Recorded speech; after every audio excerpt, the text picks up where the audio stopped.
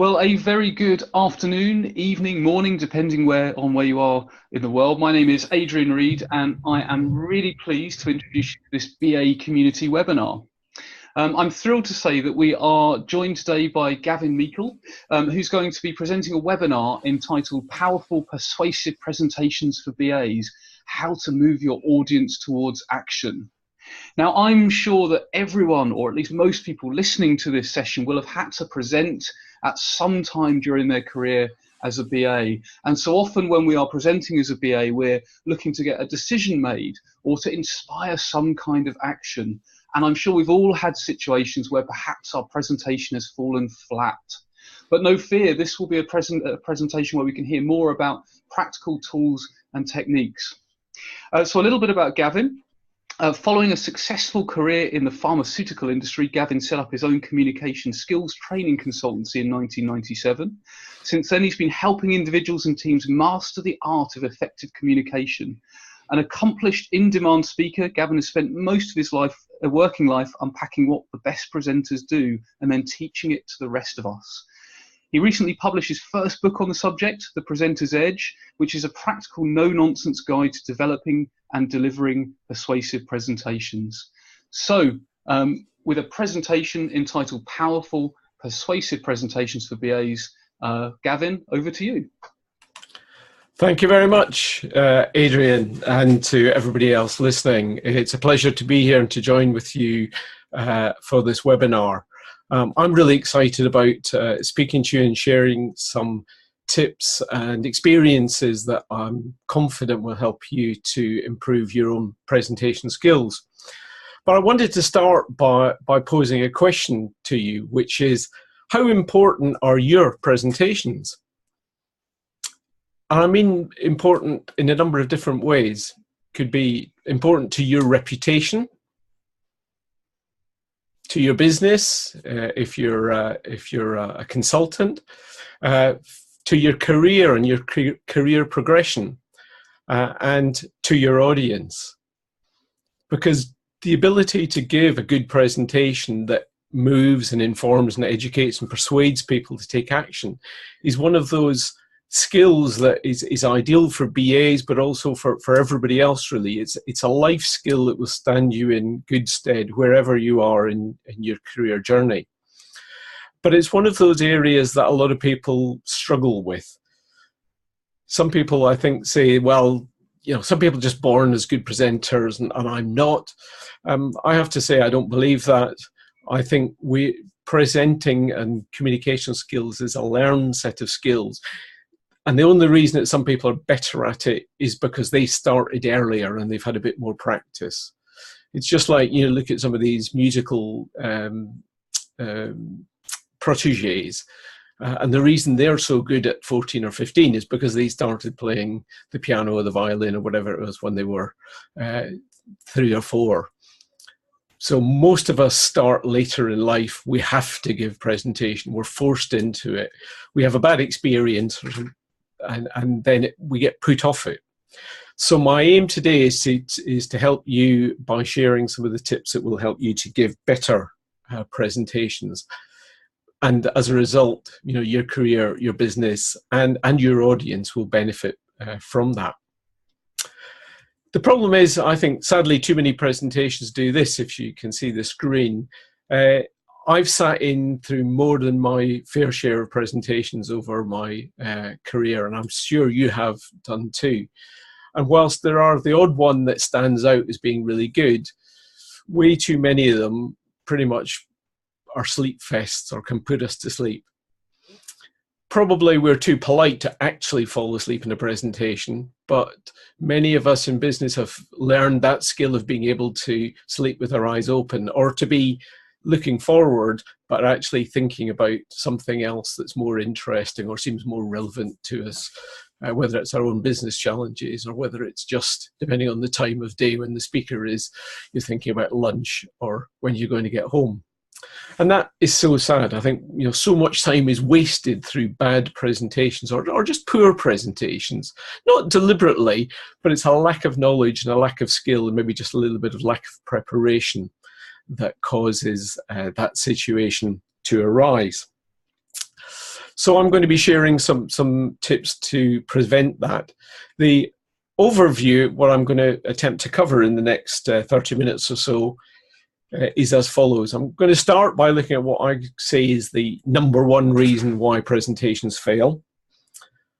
Then we're going to move on and look at the role of relevance in a presentation. And I'll say more about that shortly.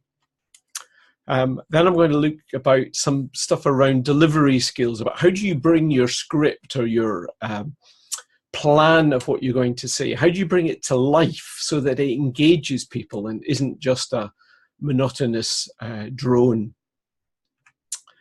I'm going to touch on some, if I have time, some common PowerPoint mistakes. This isn't a how to do PowerPoint course, but I'm going to comment on some of the most common errors in design of slides and usage of slides that people make, and help you avoid those. And finally, I'm going to talk a little bit about some tips for making the most of the Q&A session at the end of a presentation, if that's the type of presentation you're giving. It's a time that often people dread because they lose control, or they're afraid of losing control of the presentation because they don't know the questions that are going to come. But I'll give you some tips and tricks for turning that into potentially one of the most powerful areas of your presentation. So let's start by looking at why presentations fail. Let's dive in and see what we can learn. So why do so many presentations fail? Well, I think there are a number of reasons. I mean, one of the most common reasons is that presentations are just too long. People cram too much information and it drones on and on and on, and our attention span wanes after a while, unless the presenter is really interesting and really relevant. Particularly if it's in a conference where we're getting lots and lots of presentations, we can get presentation burnout or fatigue.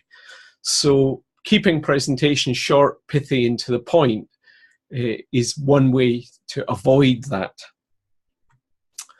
The second thing you can do is cram too much information into your presentations, particularly with fact-rich topics. We try and convince people with information, with data. I'm minded of a chap who worked in the company I used to work for, who was our market research guy. And he'd present graph after graph after graph of research that had been done. And after a while, we just started to switch off. In fact, I remember on this particular presentation, we started asking him lots of difficult questions just to make him squirm, really. It wasn't a very nice thing to do, but we were just so fed up with this data dump. I think it was a defense mechanism to fight back, if you like. So beware of putting too much information in a presentation. But I'll be saying more about these things a little bit. A lack of a clear structure. It's important that a presentation has a structure that the audience can follow. You know, I've already given you the agenda for this presentation so that you've got a sense of what's coming and how it's going to follow logically from one thing to another.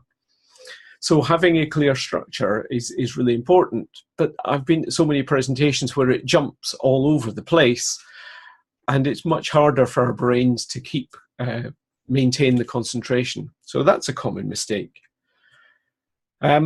Content that seems, from an audience perspective, not to be relevant. Again, another important one. And I'm going to touch on relevance in more detail later on. But if you think about it, if the audience early on in the presentation think, I don't see that this is relevant to me, or this isn't going to help me, isn't going to solve a problem I've got, or it doesn't seem that it's been designed about me or my situation, then we'll tend to switch off. And finally, and this is the one where I think it is the most common reason that presentations fail, is a lack of a clear desired outcome. Now you might be thinking, what do I mean by that? Well, let me tell you a little story to illustrate this. I've called it the finance director's tale because it came about when I was called up to London one time to work with a finance director and some of his fellow board members. I worked one-to-one with the finance director on presentation skills, and he invited me up to work with the board. I arrived in London and was greeted by him to be told very apologetically that actually most of his other fellow directors had chickened out at the last minute. There was only him and the operations director. I said, no worry, I can work with you too. And over the course of the day, we looked at various aspects of presentation skills. And we came to talking about the outcome of the presentation. And I looked at both of them and I said, so when you're presenting to the managing director, who was the one that they were finding the most difficulty presenting to, I said, what is your outcome? Can you give me some examples of what you want the MD or your fellow directors to do as a result of your presentation? And that question was met with stunned silence. And I remember the two guys looking at each other and then looking at me, and the ops director said, I'm sorry, I'm not sure what you mean. And I said, well, if I give you an example, are you looking for budgetary approval for a course of action that you're proposing, or is it buy-in or resources for a particular strategy that you're proposing? And the lights came on in his eyes. And, oh, right, yeah. And he paused and then he said, and I'll never forget him saying it, he just suddenly said, I never thought about a presentation like that before. And my reaction in my head was, what? You don't think about what you want the audience to be doing as a result of the presentation? And then I think I had a kind of an epiphany moment that I thought, actually, maybe that's why so many presentations are pretty dreadful. Because people don't have a clear objective, not in terms of audience action, particularly. So when you think about your presentations, I would argue, one of the most important questions you can ask yourself right at the start, before you put pen to paper or before you start to create any slides, is to ask yourself, what is my desired action? And by that, I mean specifically, what do you want your audience to be doing as a result of participating in your presentation? So, for example, it might be in a sales presentation, obviously you want the audience to be buying the product, or at least moving along the sales process. It could be if you're making recommendations to a client or about a particular course of action, you would want them to be understanding and accepting those recommendations. If it was a job interview and you were presenting your own skills and abilities, clearly the action you want from them is to hire you.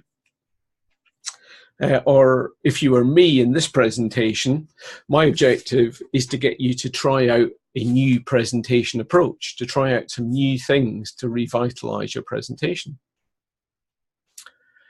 The one thing is that is not a suitable desired option is, as I've put on the bottom of the slide here, filling your slot of time without making a fool of yourself. That isn't a worthwhile outcome. And that is probably the outcome that an awful lot of presenters have, maybe not consciously, but if they're nervous about a presentation, they just want to fill that slot of time and get away at the other end without having made an idiot of themselves. And I can understand that, and I've been in that position too, don't get me wrong. But it's not a very good objective, and you're not going to create a very powerful presentation that's going to move and motivate and persuade people if your underlying objective is really survival, no matter how nervous you may feel. So think about what your desired outcome is, and then tell your audience what you want them to be doing. Don't assume that they will work out what your outcome is. That may sound a little bit obvious, but but please do it. An awful lot of people I see, they don't have a call to action at their presentation. I had a lady on a course who worked for BA, and she practiced a presentation in front of us as if we were her board. It was about spending money from a charitable fundraising project in Africa. And she gave this presentation at the end and just finished. And we were all sitting there going, yes, and she said, well, we said, well, what do you want us to do? She said, well, I want you to prove my £5 million or whatever it was that I needed for this project. And we went, oh, right. Oh, okay. Sorry, I thought you were just telling us about this project. So I can't say it enough. Make sure you know what your audience outcome is, what you want them to be doing, and then tell them about it or remind them. So I hope that makes sense to you, as what I would say is the number one reasons not having a clear call to action, not having a clear audience outcome. The second thing I want to talk about is about the importance of relevance and making your presentation relevant to your audience. And this links very well to the first point. Now, I'm sure you've all seen or at least heard of the program Dragon's Den, where business people pitch a business idea, looking for investment from the dragons, and some of them are successful and some of them aren't. And when you look at that program and you see the reasons why they're unsuccessful, sometimes it's just a bad idea. Sometimes they just lose the presentation falls to pieces. But the most common reason that presentations on Dragon's Den fail is because they don't address the financial situation of the project or the business proposal. And they don't demonstrate to the dragon's satisfaction that they will get a sufficiently high return within a sufficient timescale. And afterwards, when the unsuccessful candidates are being interviewed by the broadcaster, quite often they say, "Oh well, they didn't see the business or how life-changing this project was or how amazing it was," and they were really clearly frustrated with the dragons. But actually, if you think about it, who are the dragons? They are investors. Their reason for investing is to make a return.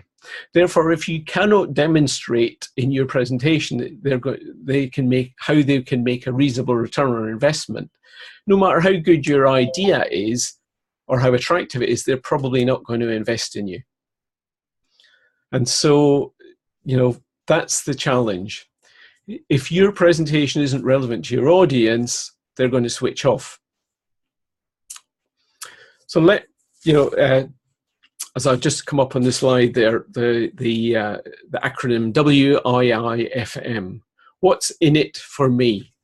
You've got to get into the heads of your audience and start thinking, what are their problems or challenges that you can solve, and how can you engage with those early on in the presentation?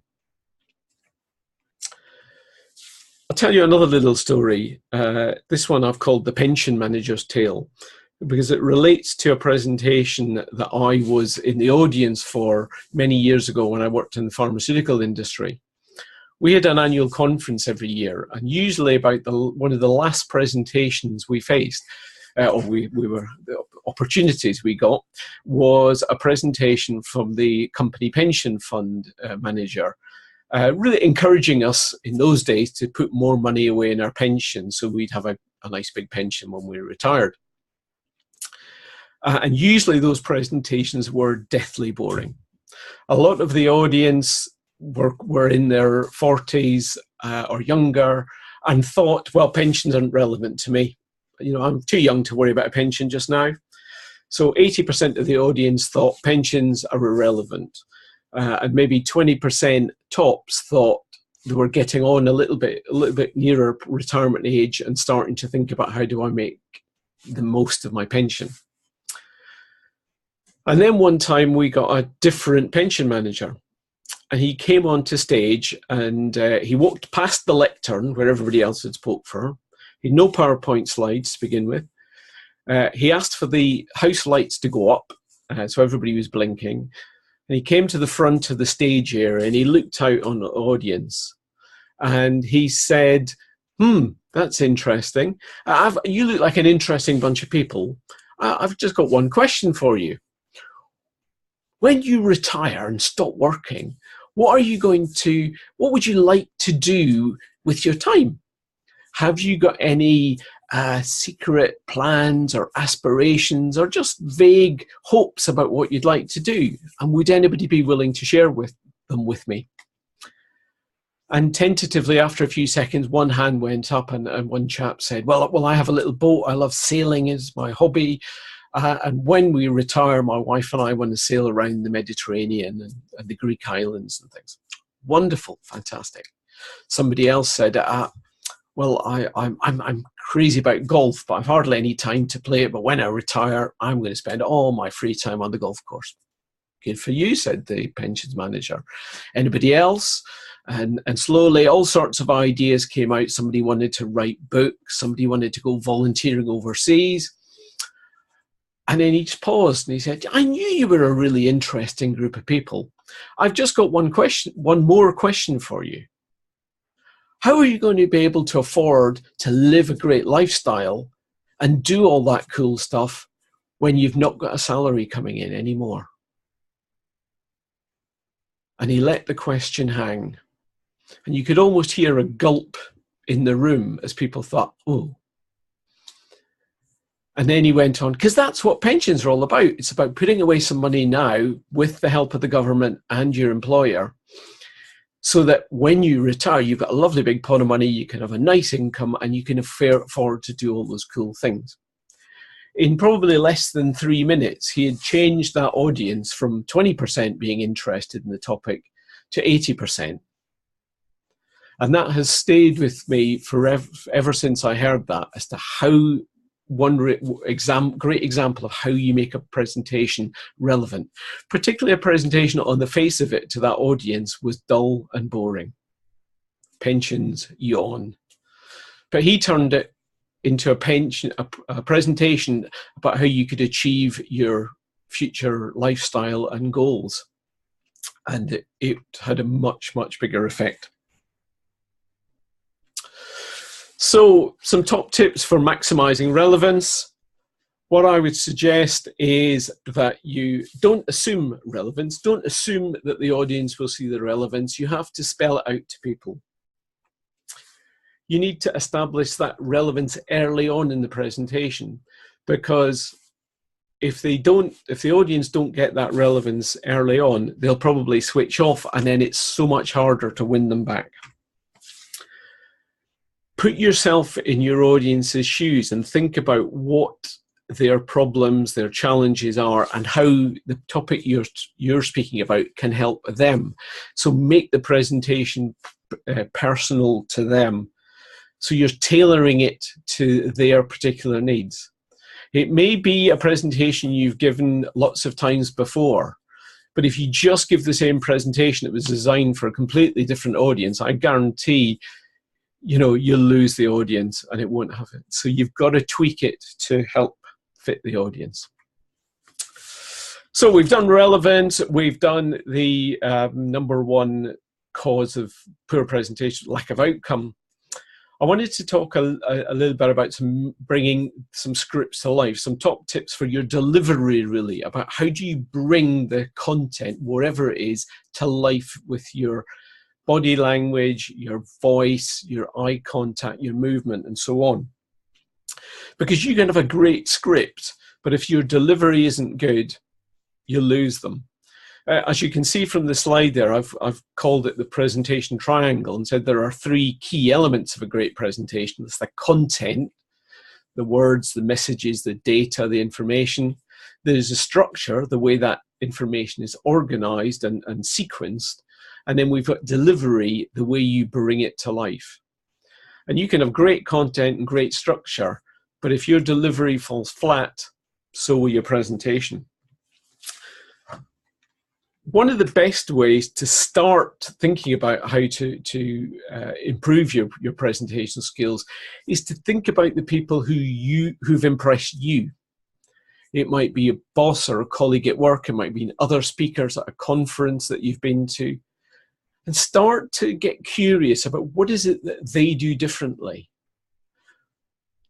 Just by observing them and starting to ask that question, what are they doing that really hooks my attention? You know, thinking about their body language, the content, the use of humor, their slides, etc., etc. Starting to unpack other people's good presentations is a really powerful way to learn. But here are some tips to get you going in the meantime. First of all, think about your posture as you're standing in front of your audience. Posture and stance says a lot.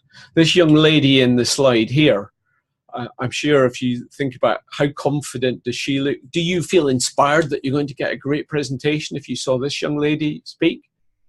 Probably not. Toes are turned in, knees knocked in a little bit, head down, eyes looking up to the side. She doesn't project confidence.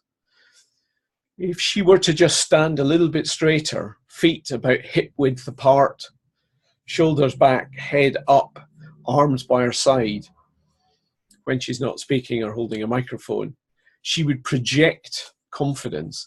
So even before you start to speak, your posture and your stance will say an awful lot. So think about how you stand and look at how good presenters stand. Think about how you can use gestures to support your message. A lot of our communication is non-verbal, and we can, if you like, be our own visual aid by supporting our message.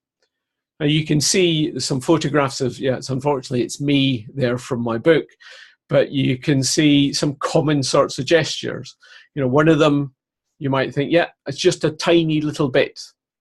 I've got the thumb and forefinger about 1.5 inches apart. I've got the hands a couple of feet apart. I could be an angler saying, yes, the fish was that big, but it gives an indication of size. If you're talking about a big opportunity, you could put your hands like that. If you're talking about a small problem, you could put it like the first picture. The other one, the hands up at the front, it's a bit like the hand with the back of the hand facing you. It's kind of a come hither, I'm welcome. I've been moving my hand, drawing the audience in with that. Or the emphasis gesture of the fist on the flat of my hand, if I was emphasizing a point. Gestures can say an awful lot and add a lot of value to a presentation. So notice how other people who are good speakers use gestures to add an extra dimension to their presentation. What about eye contact? The eyes are the windows of the soul, they say. If you, like me, ever had a lecturer or a teacher who spoke to the back of the room, i.e. they looked over the top of your head, you'll know how irritating and infuriating that can be. It's very difficult to concentrate and pay attention to somebody when you're not getting any eye contact. So as a speaker, you need to make sure you're making enough eye contact with everybody in the room. Depending on the layout, making sure the sides of the audience are getting equal eye contact with the middle and the front and the top and the bottom.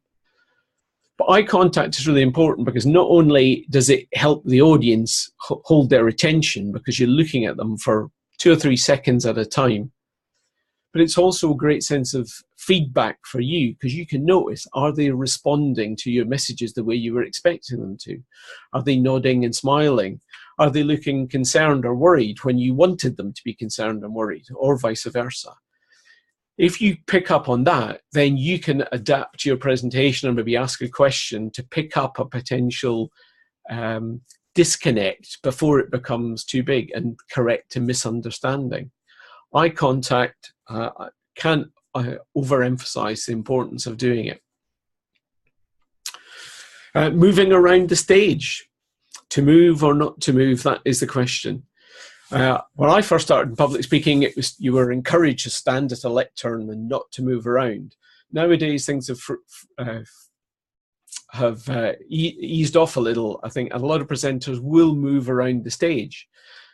So moving can be good as long as it's not distracting. It's not pointless motion. You're just pacing around or doing a little dance, as some nervous presenters will do.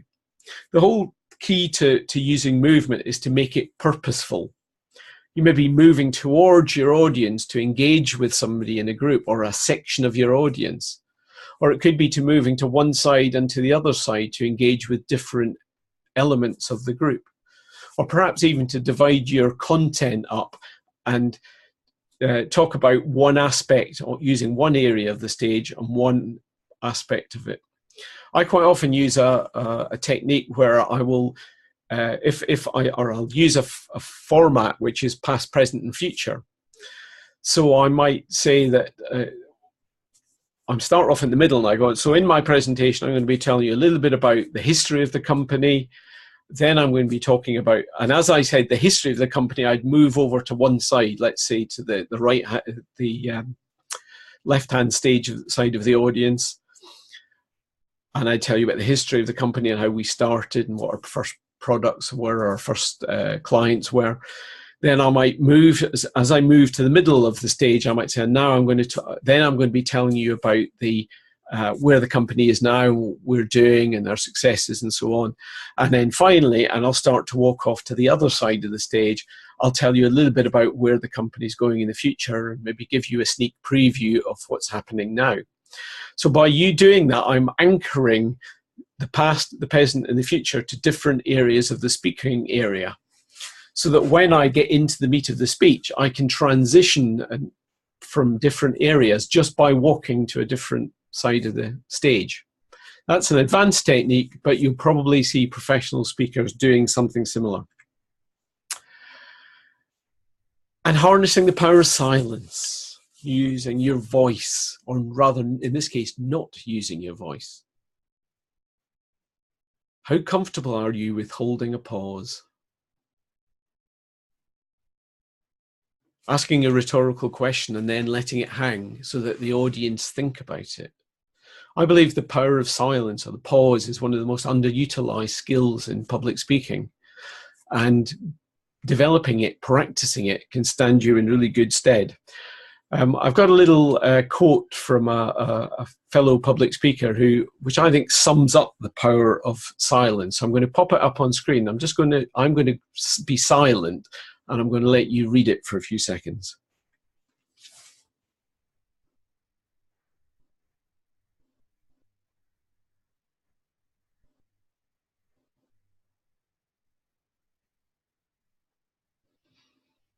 Hopefully that strikes a chord with you. But of course, it's not just about being silent with your voice. It's about making sure that you can be heard, but not just the volume of your voice, that you're loud enough, but that you have some variety in your voice, variation in tone, in pace, volume, intonation. If I were to be reading a script here, and even just picking up a piece of paper and starting to read out this script, my voice automatically will start to go flat and monotonous, and the interest will go out of it. So avoid reading a script, but try and get some emotion into your voice. Again, it's one of these things that comes with practice. One of the best tips I can give you for learning to use your voice is, if you've got children and you're not already doing it, read them bedtime stories. But reading books out loud, even to your partner or just for your own interest, is a great way to develop that skill of using your vocal variety. And as I said here, don't read from your script unless you absolutely have to. But use cue cards or bullet points, or perhaps use your slides if you're using PowerPoint as a prompt series to keep you on track. But it's one of these things, even if you know what you're going to say inside out, as soon as your eyes fall down on that script, if it's there, it's almost like the script is a bit of a hypnotist. It says, read me, read me. Your head goes down, your voice goes quieter. You go into that monotone. We've all seen it. It's a surefire way to a poor presentation. Now, I did promise you some stuff on PowerPoint, so I'm going to quickly whiz through these in the last 5 minutes or so. Death by PowerPoint. It's one of these things, say, we've all sat through it. We've seen slides like the ones in the picture there. Lots of text, lots of bullet points, corporate image in each slide, very few graphs or anything, nothing visual. And then the presenter just proceeds to read them all out. And I've heard so many people say to me, you know, I wish he wouldn't do that. It's, you know, I can read, you know. If all you're going to do is read out the slides, just email them to me and save us both an hour of our time. So what can you do? What are the most common issues with PowerPoint and how can you avoid them? Oh, sorry, one quote there. That if your slides can be understood on their own without the help of your narration, then you might as well email them to your audience and save you and them precious time. So interesting, a piece of research where they looked at the pros and cons of using bullet points in slides. They took a slide presentation, typical slide presentation with lots of bullet points. They had a presenter deliver it to an audience, and then they tested the audience on how much they remembered, retained, and how much they could apply that knowledge to the context of their workplace. Then they took an equivalent audience, same presenter, but changed the slides so that all the bullet points were any bullet points were removed. Titles were left, images were left, graphs were left, but bullet points were removed. And the presenter was just told, you need to cover those things in your, in your verbal delivery, but they won't be on the screen. Now, when I first heard that, I thought, well, people are going to remember less and be able to apply it. But that wasn't the case. In this particular study, 28% increase in retention when you took away the bullet points. So remove bullet points, it boosts the audience's retention of information.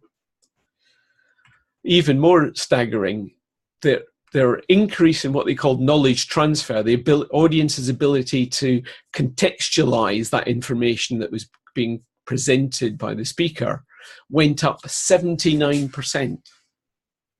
Now, I don't have time to explain the rationale behind that in this presentation, but if anybody wants to ask a question afterwards, you can do it.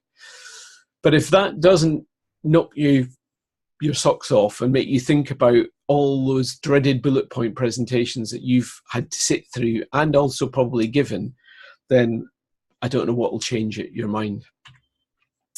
So here's some tips. Don't start with PowerPoint. And I don't mean necessarily in the presentation, although if the presentation doesn't need visual aids, don't have PowerPoint at all.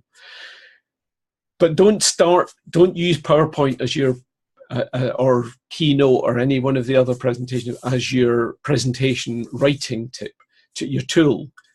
Create your presentation first in outline mode or in handwritten word or script, and then think about what messages need visuals reinforcement, and then choose your images to support the script rather than create the slides and then work the script around it.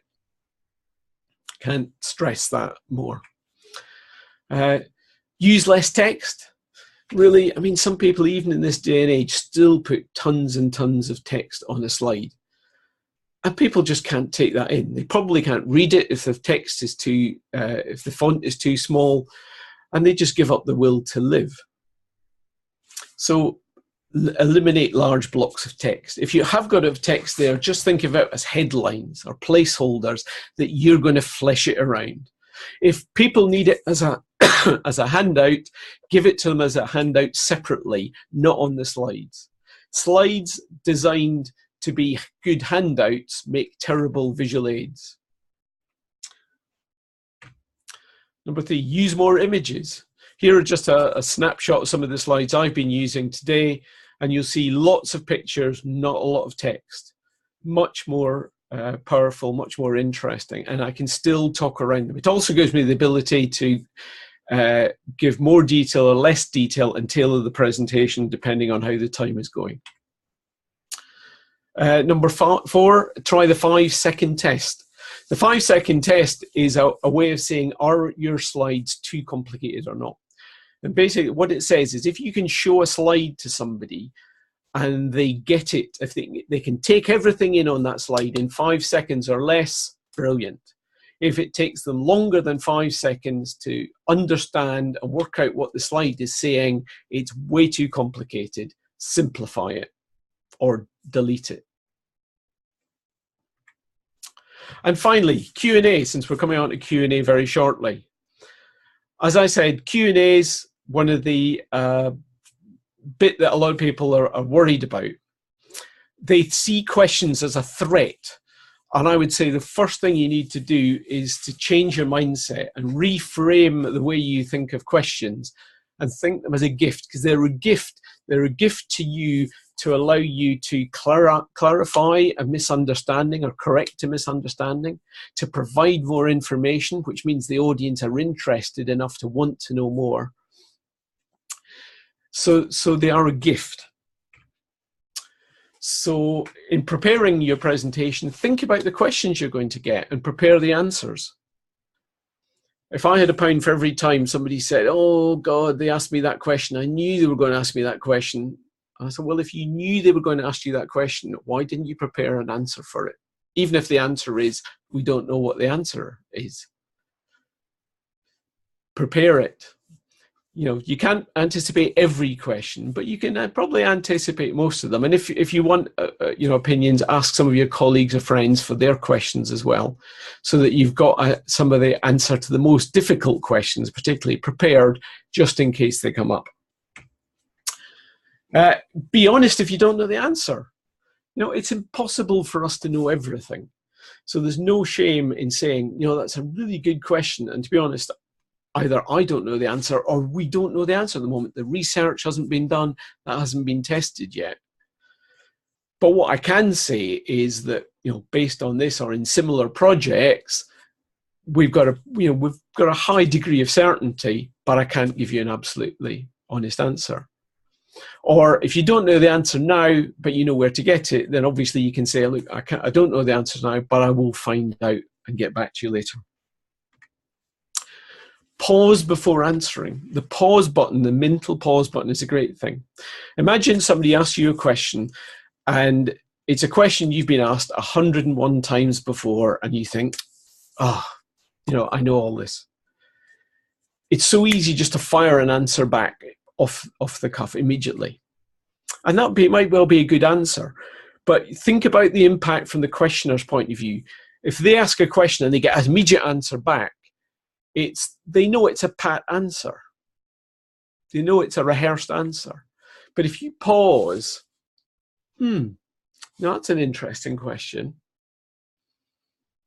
What I would do in that situation is blah, blah, blah.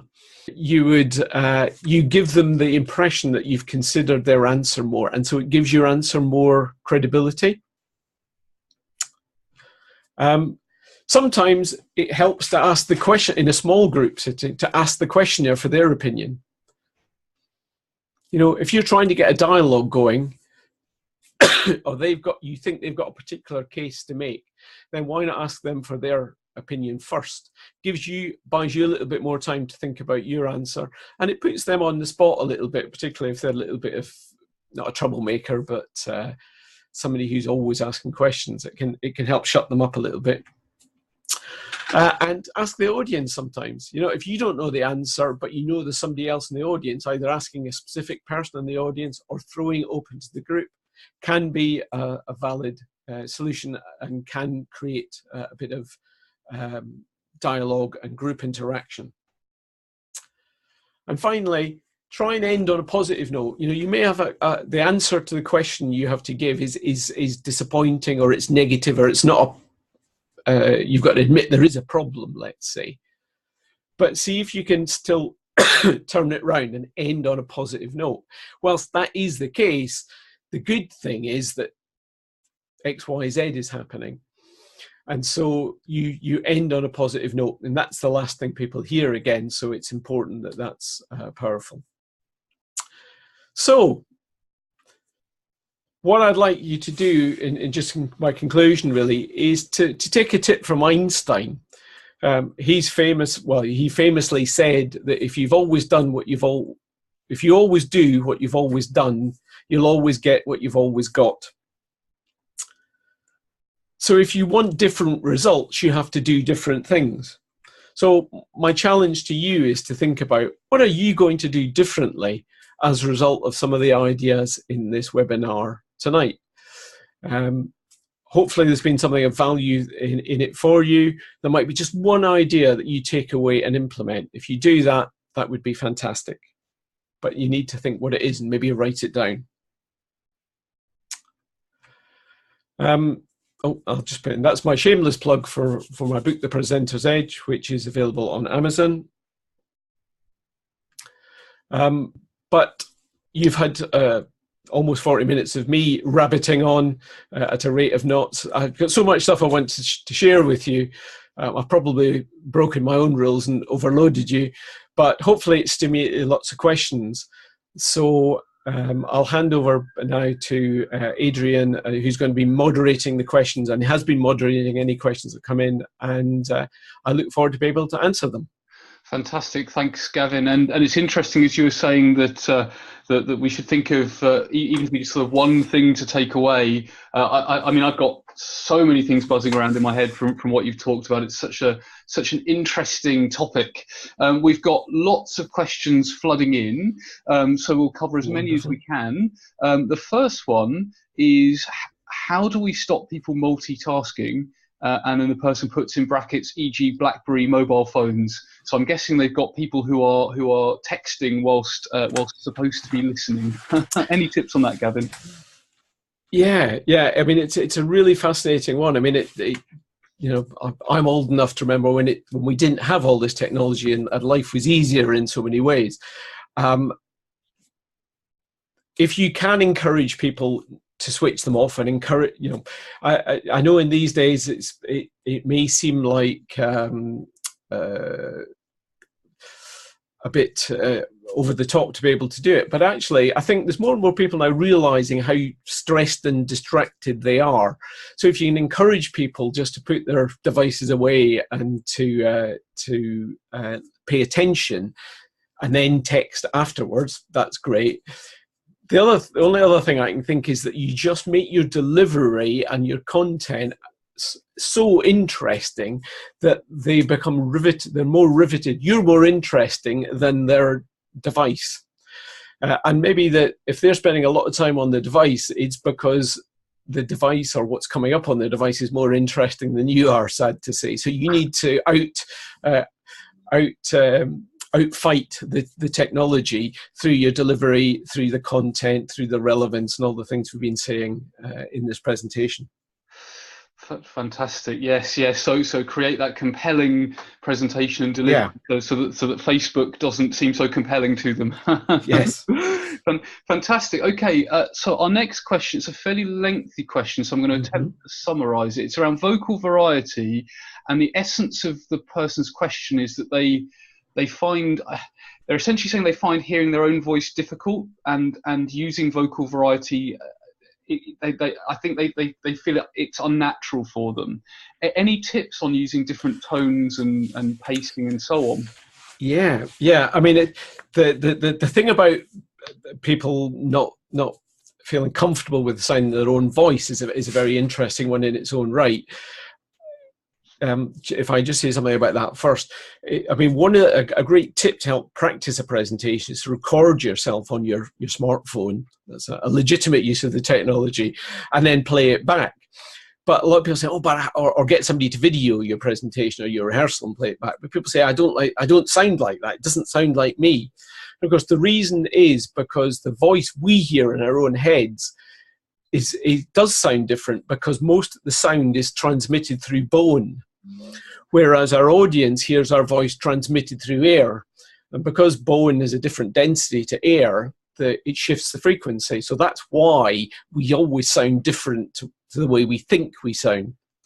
That being said, I think it's one of these things you just have to work on it. By practicing, by thinking about what's the emotion behind it, what's the why is this important? If something's more important, you need to put emphasis into it. So that might be a change in volume or a change in the tonality. And as I say, I know it sounds like a silly exercise, but reading other stuff out loud, particularly things like, you know, fictional stories, where you can do characterizations, it's a bit like going to the gym. You need to work out your vocal muscles to get out of the comfort zone that you're in. And I know all of us, when we start, we have a comfort zone. Some people's is larger than others, but it's one of these things you just need to work away at it. Going to a group called Toastmasters, which I'm a member of, is a public speaking club. That's a great way to get feedback on your vocal variety. And when you start to see the impact that adding that emphasis, that extra variety has to your audience, then maybe that'll convince you to use that a little bit more. Because at the end of the day, you know, if I was being somewhat blunt, I'd say, actually, I don't care how it feels to you. The important thing is, how does it feel to the audience? And if it feels genuine and it helps them stay interested and engaged, and it marks what's really important, then vocal variety is something to practice. That's really interesting, Gavin. As you were saying that last few sentences, it's almost, I guess the presenter is a conduit for the message. Yeah, yeah. So we've got to become the most effective conduit we can for the message that we're trying to convey. Exactly. I definitely, Gavin, second you on the Toastmasters.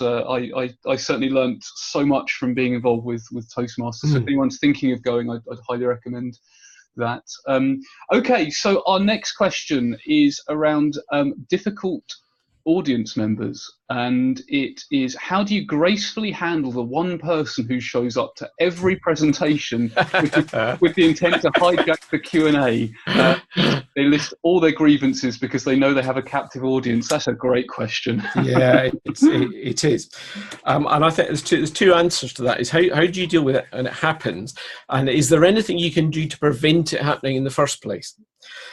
And one of the things I found that sometimes addressing things up front, it's a bit like, you know, if we vaccinate people against diseases to help prevent the disease happening.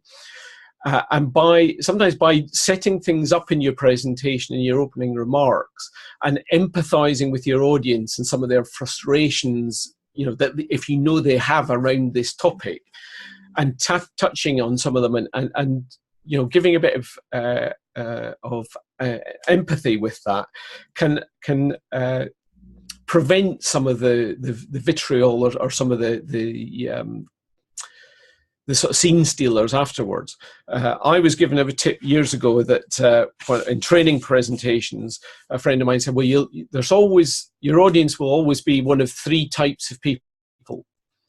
And I said, oh, is this a sort of personality test? And they went, no.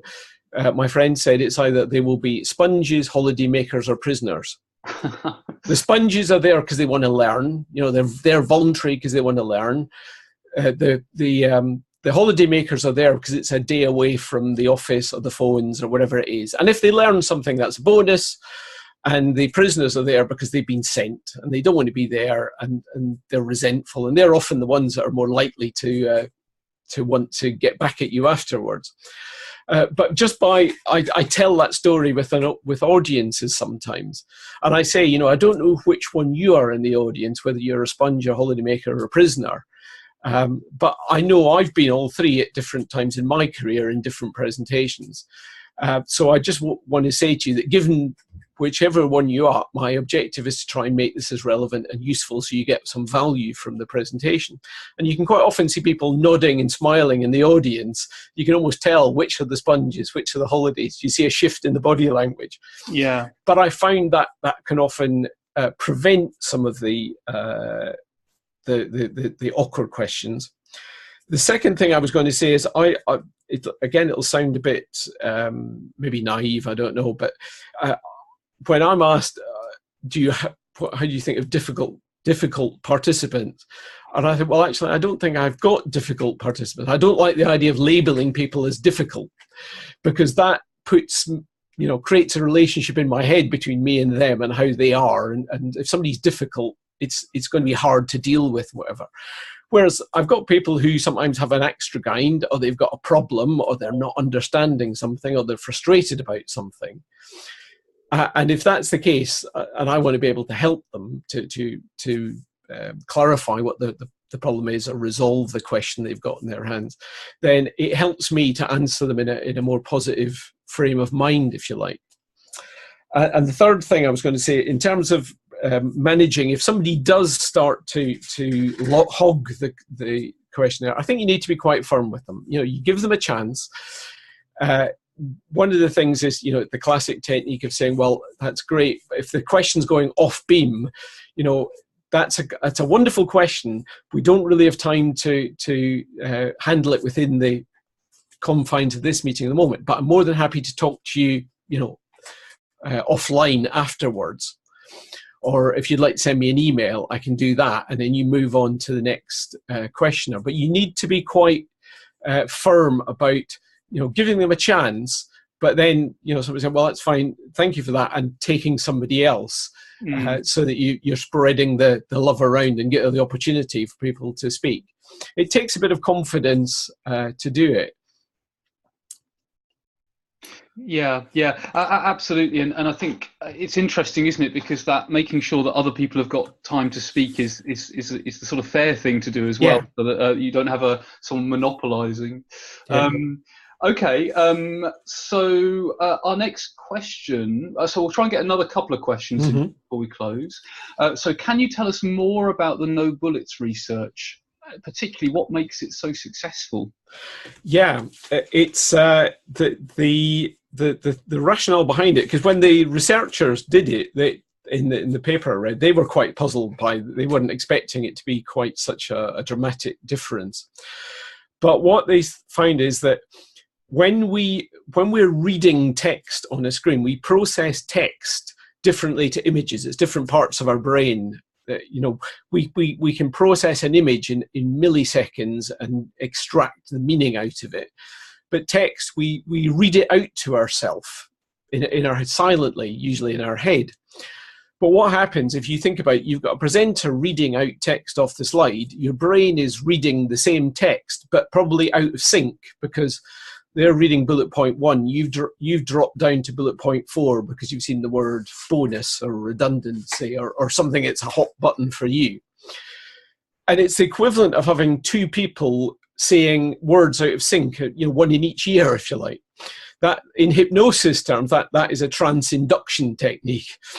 So it overloads our brain, and we can't process it because we can only deal with a certain amount of information. We've got what's called working memory, they talk about in the paper, that can only handle 3 or 4 things at a time.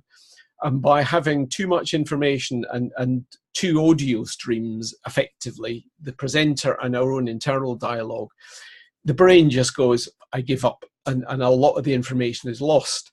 Whereas if you're just getting it in visual form, or you're just getting it in verbal form, independently, it's much easier to process, and much more of the information gets in and is retained. So it's about making that message not overloading, not creating like a cognitive overload with this. Yeah. So I mean, if you've got, I'd say, sometimes see slides with 5, 6, 7, 8, 9 bullet points on it, and I would say, instead of trying to cram, I think it harks back to the days when we didn't have PowerPoint, but where you had overhead transparencies and acetates, and they were very expensive to produce, and so everybody would try and cram as much on a slide as possible. Yeah.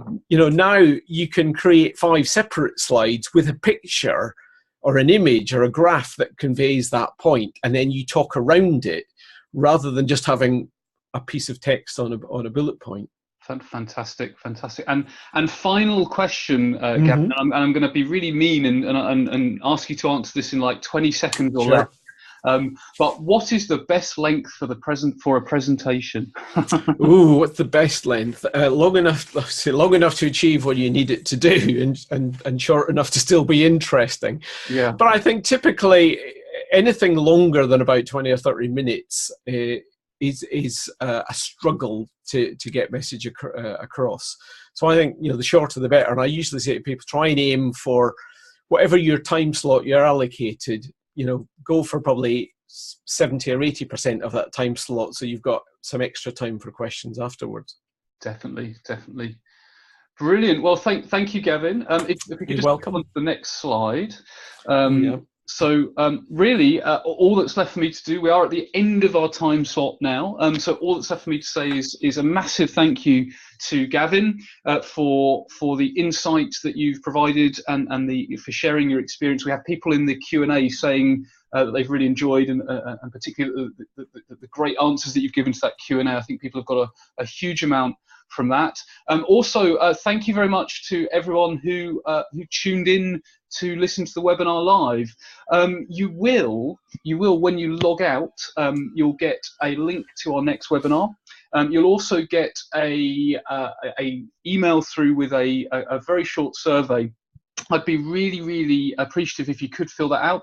As you probably know, this was really a bit of an experimental series of webinars looking at examining some topics that are perhaps beyond the typical BA topics.